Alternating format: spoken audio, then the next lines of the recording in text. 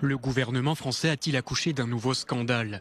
Le Rivotril, sous forme injectable, est mis en cause suite à la publication d'un nouveau décret paru au journal officiel le 29 mars dernier et passé presque inaperçu. En d'autres termes, le Rivotril, un antiépileptique à la base, peut être prescrit à tout patient atteint du coronavirus, en difficulté respiratoire, soins palliatifs et ne pouvant être admis en réanimation. Tout médecin est susceptible de prescrire ce traitement, entièrement pris en charge par l'assurance maladie. Le problème est le suivant, les effets indésirables sont particulièrement accrus chez les personnes âgées, dont une, irréversible, l'arrêt respiratoire. L'injection intraveineuse entraîne cet arrêt respiratoire complet en douceur, c'est-à-dire la mort du patient. Une nouvelle affaire qui suscite déjà de vives polémiques et émotions. Ce décret a été signé par la main du Premier ministre ainsi que celle du ministre de la Santé.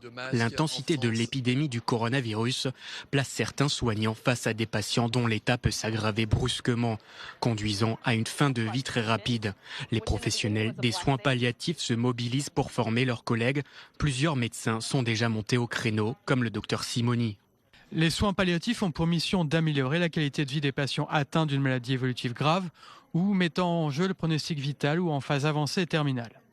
Ils n'ont pas vocation à accélérer un tri barbare et arbitraire de patients par des médecins à qui on aurait refusé en amont les moyens du diagnostic et du traitement.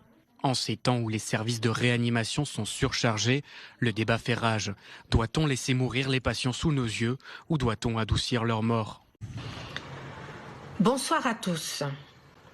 Ce matin, j'ai pris connaissance de cette information concernant l'usage banalisé du Rivotril.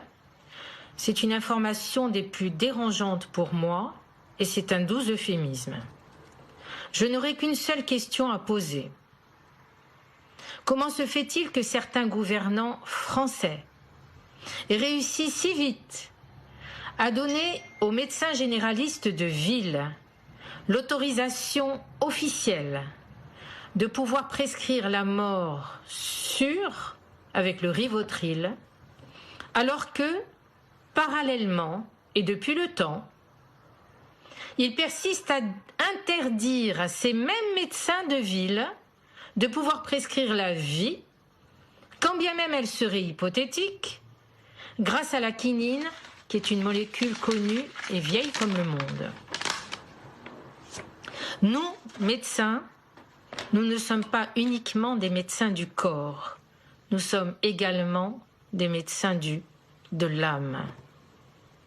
Ne tombons pas dans le piège de ces gens-là qui, sous couvert de nous obliger à répondre dans l'urgence à des grandes questions existentielles, cherchent en fait à nous faire collaborer à leur froide arithmétique dépourvue d'âme et de cœur. Et pour vous, d'un côté, on a le gouvernement qui interdit la possibilité d'une option pourtant cautionnée par un grand scientifique, le docteur Raoult, et d'un autre côté, on a l'autorisation d'abréger la vie de quelqu'un. Est-ce que c'est une autorisation de tuer?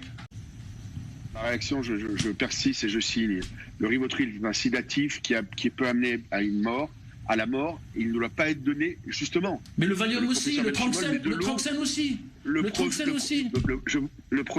Actuellement, aujourd'hui, et la morphine aussi. Un médecin de ville peut sur une simple ordonnance, c'est ridicule dans de n'importe dire quelle ça. pharmacie, à donner du Rivotril.